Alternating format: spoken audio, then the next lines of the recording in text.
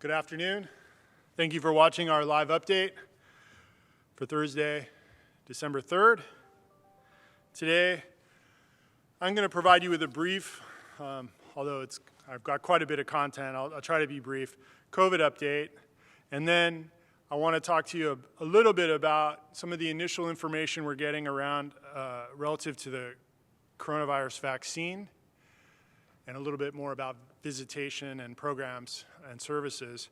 After my update, Gayle Haglund, Vice President of Development, has a foundation update. After Gayle, Glendon Kemp from Security has some information for you. And then Lynn McClintock has our Pastoral Care segment. Let me tell you real quick about the COVID situation here on campus. Currently, we have 11 residents from the campus that are considered positive with COVID-19. We have 6 of those. So 6 of the 11 are currently in the hospital.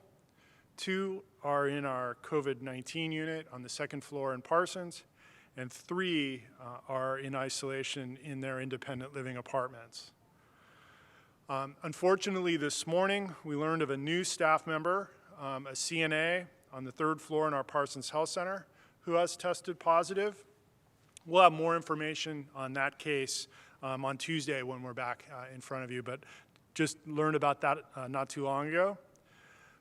We currently have 9 staff who are out off campus recovering after testing positive, with an additional 7 in quarantine due to exposure, and 7 who are out awaiting test results.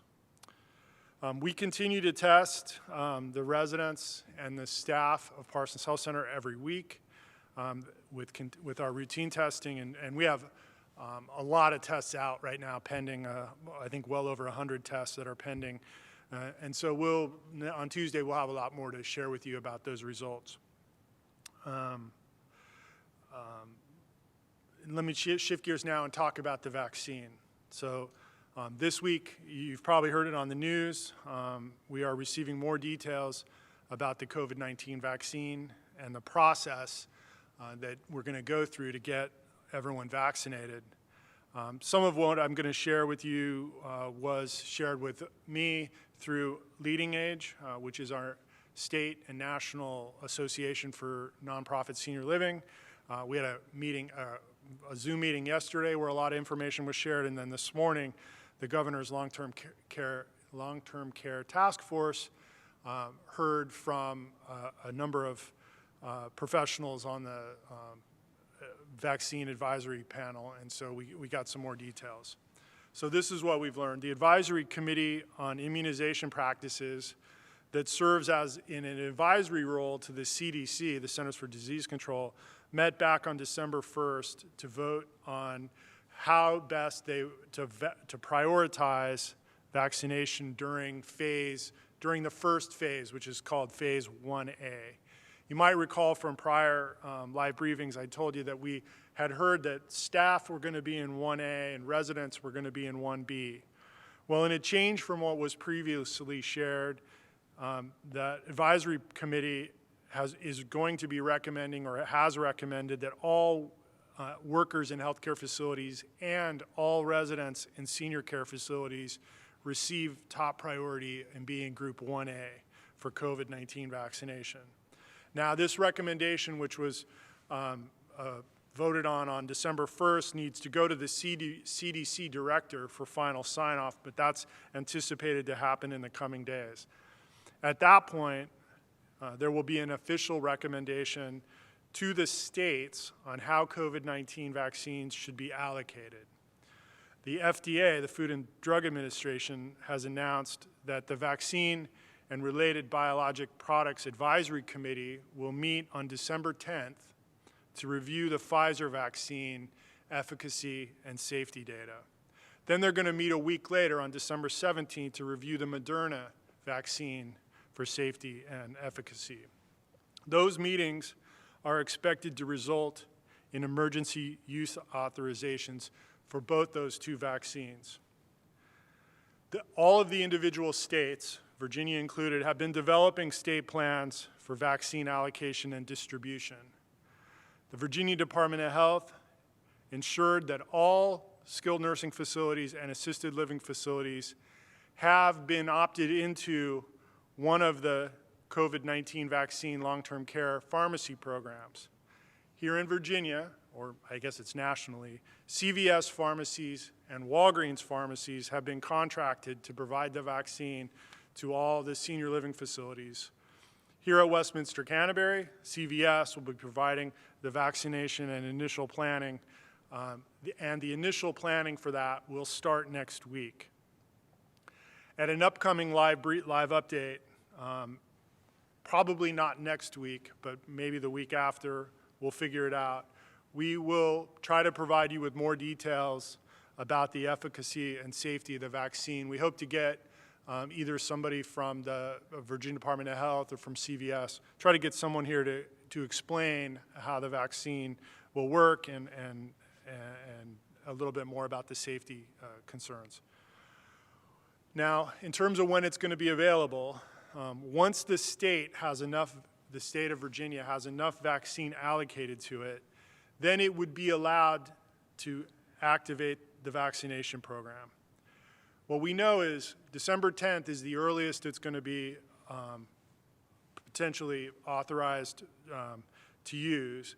There would be at least 2 weeks, 14 days from December 10th, whereby the states could activate the vaccination program. Now, the state has to have enough to provide a vaccination to all healthcare workers and individuals living in senior care facilities. It is very important to note that as of today, Virginia does not have enough vaccine to activate the program. So between now and December 24th or thereabouts, Virginia needs to more or less double the number of doses that it has available. And I think we're all hopeful that will happen, but as of today, there's not enough vaccine for the state to activate. The pharmacies, in this case CVS Pharmacy, will schedule an on-site vaccination event and provide end-to-end services. That includes all the vaccine cold chain management. As you've probably heard on the news, these vaccines need to be kept at 93 below or something like that, Arctic temperatures. At least the Pfizer vaccine does, and it's very specific how it needs to be stored, delivered, and administered. So CVS will be handling all of that end-to-end, plus the reporting of the vaccination process back to the state. The vaccine will be given in 2 parts, 21 days apart. The vaccine will provide protection at or about 7 days after the administration of the second dose. So we would all get a first dose, then 3 weeks later get a second dose, and a week or so after that is when we would be considered vaccinated. As we learn more of the details about what this means for us, when specifically and how, we'll share that schedule and those timelines and those details with you. We don't have specific dates or schedules yet, but as soon as we get them, we'll be sure to share them with you. We are in the process of getting our policies, procedures, and putting the lead personnel who's going to lead this effort in place so that when CVS is ready to activate, we'll have everything in place to be able to deliver it when the time is here. A few other things we want you to understand. Even after we're all vaccinated, we are going to need to continue with our current COVID-19 infection prevention measures and precautions until further notice. We don't know at what point those preventive measures and precautions will be lifted. And the current COVID-19 testing requirements that we are operating under in Parsons Health Center and with new residents and with people taking leave of absence and that sort of thing will need to continue for at least the next several months. A common question that we've been getting is, will we make the vaccine or the vaccination mandatory for all staff and residents? What we know is that the federal government and the state governments are not going to require vaccination. And we feel strongly that we can achieve near 100% compliance without a mandate. Obviously, if team members, staff members opt out, they're going to need to continue to wear a mask for a good deal going forward. We will be undertaking a major educational campaign in the coming weeks to do our best to convince team members and residents alike to participate in the vaccination. In advance, I just want to thank you for your patience and support and questions, because your questions are definitely helpful. If something isn't clear, please pass it back to us so we can try to get the answers and get the information out to you. Now let me change gears and talk about visitation. As you know, we had a new case today in Parsons Health Center with a staff member. So Parsons Health Center is still in what is considered an outbreak. The Centers for Medicare and Medicaid Services considers one positive resident or one positive employee to be an outbreak. Our routine testing in Parsons continues for 14 days after our last positive resident or employee. So we're in this window for a while. Our last positive, as I said, our last positive employee test result was today. So we don't know yet when we'll be able to begin to think about resuming visitation. The clock on visitation resets every time we have a new case. And with cases rising we continually see new staff members test positive, it's going to be a while. We must go 14 days with no positives, then we need 14 days after that. So it's essentially 28 days with no positives before we could consider reopening visitation. Given the situation with new cases and rising infection rates in the Richmond community, we don't have any immediate plans to restart visitation or reopen the dining rooms or recreation spaces. I think just out of abundance of caution, we're better off staying where we are right now and see how the next couple of weeks plays out. Thanksgiving has the potential to be one of those situations where we see some new cases in staff in the next week or so. So we want to continue to be careful and use all the precautions and move forward very slowly. In case any of you saw the NBC 12 news piece from last night, the reporter who I spoke to used the phrase lockdown when he described what we have here at Westminster Canterbury. What we meant to say or meant to convey was that Westminster Canterbury is closed to visitation and has temporarily suspended programs and services. Essentially, I tried to describe the situation we're currently in, and he framed it as lockdown. So that is what it is. It wasn't meant to be a lockdown in the sense of what it was like in March or April. We'll share more in the coming weeks with you as we adjust our programs and services. Now, last thing for me is I want to try to clarify a little bit about quarantine. The CDC put out a new clarification for quarantine, and it makes things more confusing. You probably heard in the news that the CDC's revised its guidelines for people who may have been exposed to the coronavirus, and the recommendation now is 7 to 10 days instead of 14-day guideline, depending on one's test results and symptoms. And I understand that that's confusing. The CD offers guidance, while VDH works with us on a case-by-case situation and provides instructions on what they want us to do.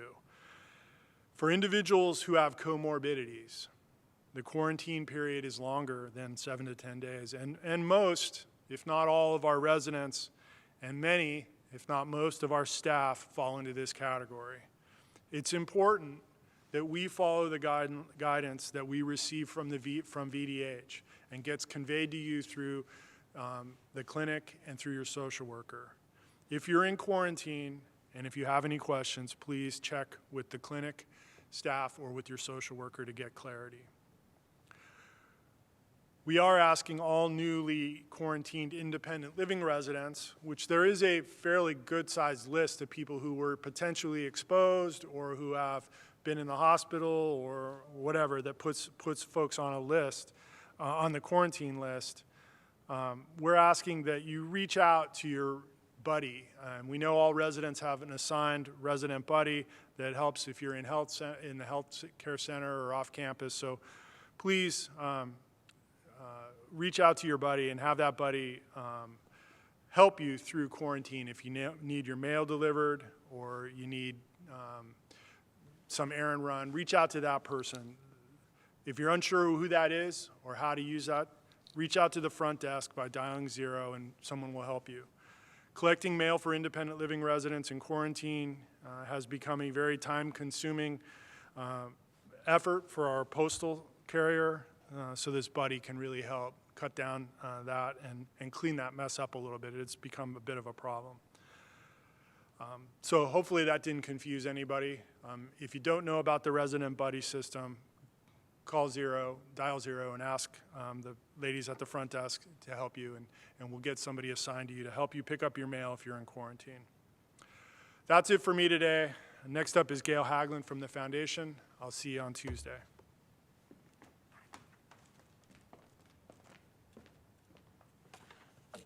Well, good afternoon. On a lighter note, it's beginning to look a lot like Christmas, wouldn't you say?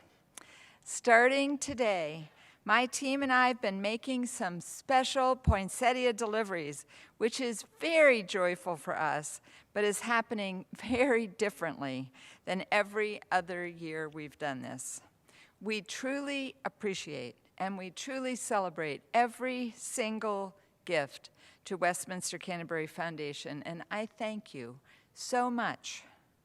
Our holiday tradition is to deliver poinsettias to resident donors who give $1,000 or more in the year, have made arrangements for a gift from their will or estate, and shared that news with us, and those who have given faithfully for 15 years or more. This year, because getting together for reception with you is impossible, we're also delivering poinsettias to everyone we know who volunteered at the shops on Main, in the crafts, or the unique boutique. We want to thank you for your hard work, and we surely are missing you now. The financial impact on the Fellowship Fund has been a very real loss, and so we miss you for lots of reasons.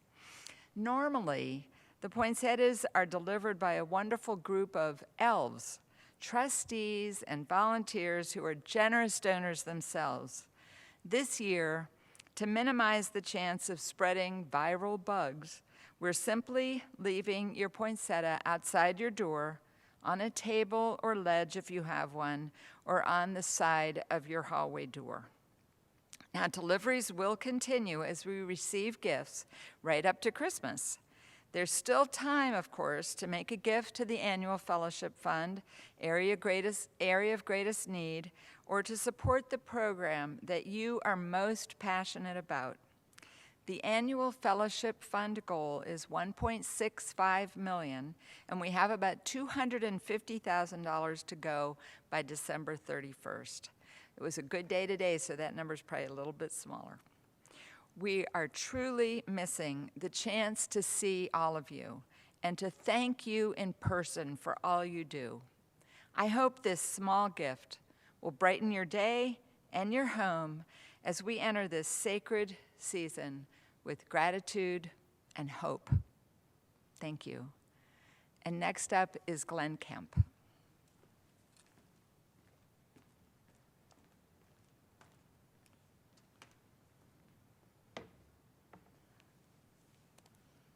Thank you, Gayle. I certainly can't offer you the same gifts that Gayle just offered you, but hopefully you will see this as a gift of increased awareness regarding new potential fraud activity that I want to bring to your attention. There are 4 new types of fraud that we have come across that I'd like to talk about. The first type is very new, and it's particularly aggressive in nature. You may receive a call from someone claiming to be an officer from the Social Security Administration. This person will ask you to get a pad and pencil so you can write his or her name, badge number, and case number. Then he will tell you that you have property that has been recovered, usually a car in another state that has quote-unquote blood and dope in it.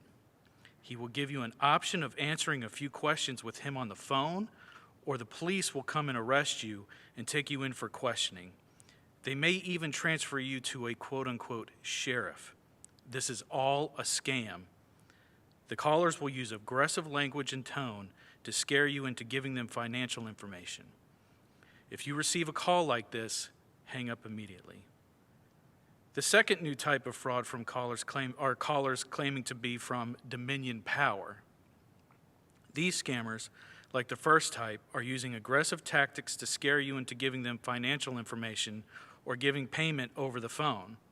The scammer will say something like, "You are 2 months behind on your payment, and if you do not pay immediately, your power will be turned off." The third type is callers claiming to be from Amazon and that your account information has been compromised. They are trying to get you to repeat back to them some of your financial information. This one is particularly poignant at this moment, as many of us are ordering from Amazon and other online resources.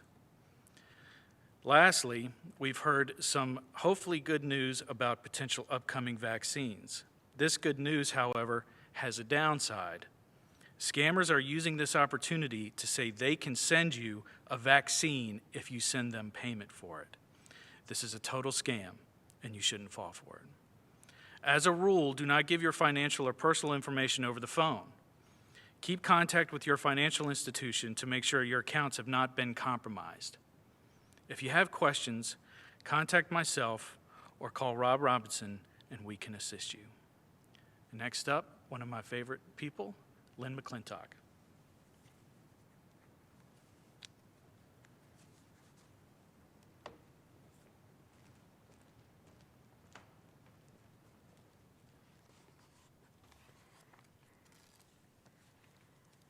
Good afternoon, everyone. We're glad you joined us. I have a few announcements from the Pastoral Care Office. Our December prayer booklets are out, and they were distributed on Monday of this week. Prayers in Scripture for each day of the week are included, as well as bulletins for our Thursday morning worship services, which are telecast on TV 970 at 10:30 on Thursdays. This month, the Christmas Eve and the Christmas Day bulletins are also included in the prayer booklet, and a Living into Hope Advent calendar on the back. So we invite you to take a look at that. If you don't have one and would like one, please call Vanessa Perry at 1502 or David Curtis at 5179. The Living into Hope Advent calendar is also available at both desks at the tower and the center if you'd like to just pick that up. Many of you are enjoying a sermon for every Sunday at 4 p.m. on TV 970. Father Michael Renninger is preaching this Sunday. He's the priest at St. Mary Catholic Church here in Richmond. He's preaching on Isaiah 40, 1 through 11. It is about comfort and hope. So tune in Sunday at 4 p.m. to get a greater sense of God's comfort. Many of you have commented on how much you enjoyed the annual Starlighting concert this past Sunday. Our 2020 resident Starlighter is Mrs. Betty Clapp, and I commend to you a wonderful article that Betty wrote that is included in this week's Tales newsletter. It will brighten your day if you read that article. It's like a star that brightens the night sky, and we thank Betty very much for writing. We're very excited to let you know about 2 banners that have been placed in the sanctuary. We invite you to come and take a walk to see these 2 gorgeous banners that are truly works of art that have been conceptualized, created, and offered by resident Reverend Vienna Cobb Anderson. These 2 banners represent the Christian and the Jewish faiths. The Christian banner is a copy of an Ethiopian 18th century Coptic icon of the cosmic Christ, the original of which hangs in a museum in Paris. It represents Christ present in the entire cosmos, from the least particle of matter to all of the human and created community. The 4 corners represent the 4 Gospels. You will see 2 predominant colors in the Christian banner, red which symbolizes martyrs and Pentecost, and gold, which reminds us that all of creation is in God's hands. The Jewish and Christian banners include the theme of circles to represent the oneness of humanity. In the Jewish banner, you will see a surrounding of clouds. They refer to seeing the divine partially. Vienna has consulted with a rabbi on the design, and the rabbi told her that the one symbol that would be most meaningful is the menorah, so that is in the center. Other symbols are the Ten Commandments, the Torah with the Star of David, the Ark of the Covenant, and Hebrew script, which translates the words spoken to Moses, "I am who I am." The stunning blue and white colors are the colors of the prayer shawl.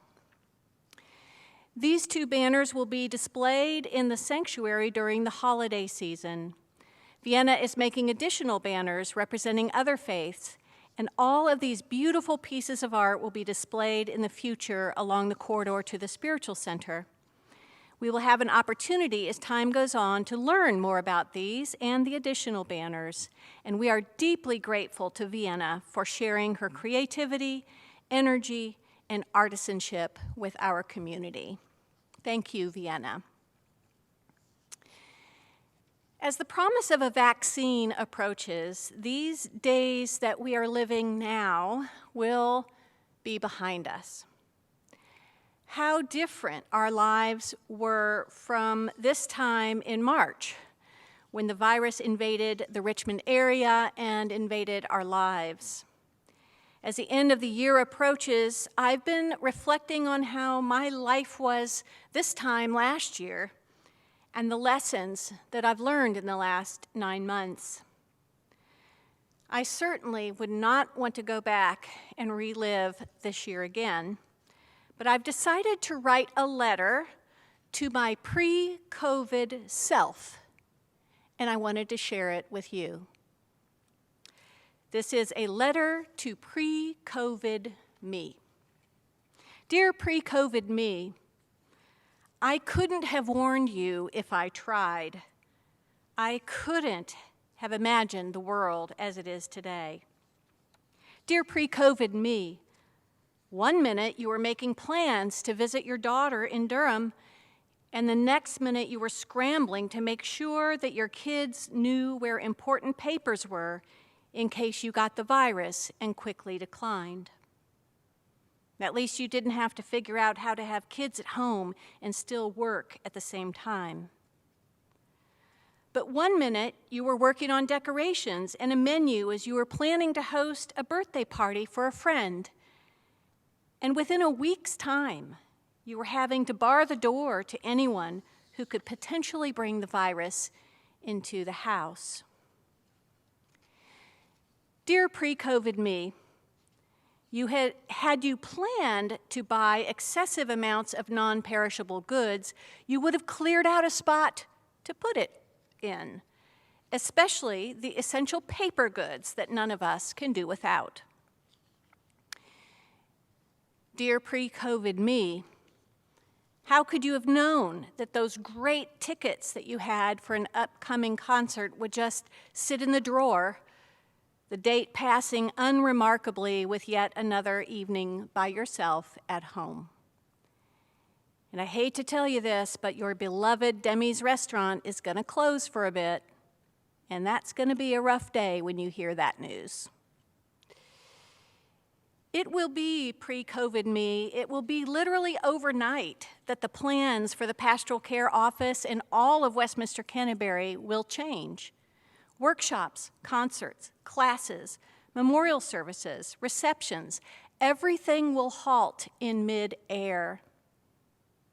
And pre-COVID me, you will add new files on your computer for things you didn't have before. COVID-19, policies for social distancing and testing, Zoom instructions, writing video updates, and sprinting into motion to help deliver meals and mail, to support residents and staff who will be equally shocked as you at how instantly the world will change. Businesses, schools, politics, family lives, social upheaval, how the world will change. Oh, pre-COVID me, you have no idea what will be in store for you and everyone else, do you? How could you know? You will hear the director of the CDC say that the virus will bring this country to its knees.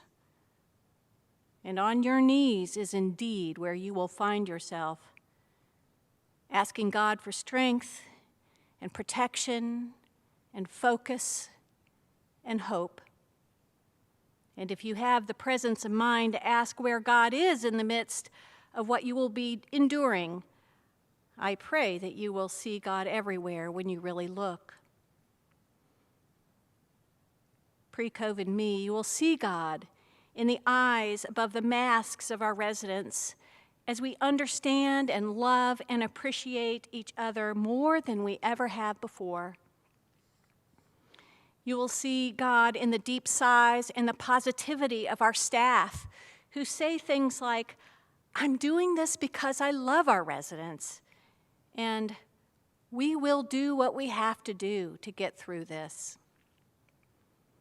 If you pay attention, pre-COVID me, you will hear God in the clanging of pots and pans from the balconies and around the campus, and in the many, many expressions of thanks and appreciation that will just overflow into your lap and overwhelm you with gratitude. Oh, dear pre-COVID me, you will come to appreciate people more, relish time with family and friends more, cherish hugs more, rejoice in good health more, and delight in the praying and the laughing and the singing that we will one day do together again. If you do not let your fears and desires cloud your vision, you will see God in the tragedies and in the blessings. God will literally be everywhere if you look. And that's a promise, not from me, but from the God who made you. Pre-COVID me, take heart, have courage, wait upon the Lord, for he abounds in grace, mercy, and love. Love, Lynn, in the time of COVID. If you were to write a letter to yourself in this time of COVID, to your pre-COVID self, what would you say? Our scripture today is Psalm 139, verses 13 through 16. For you created my inmost being. You knit me together in my mother's womb. I praise you because I am fearfully and wonderfully made. Your works are wonderful. I know that full well.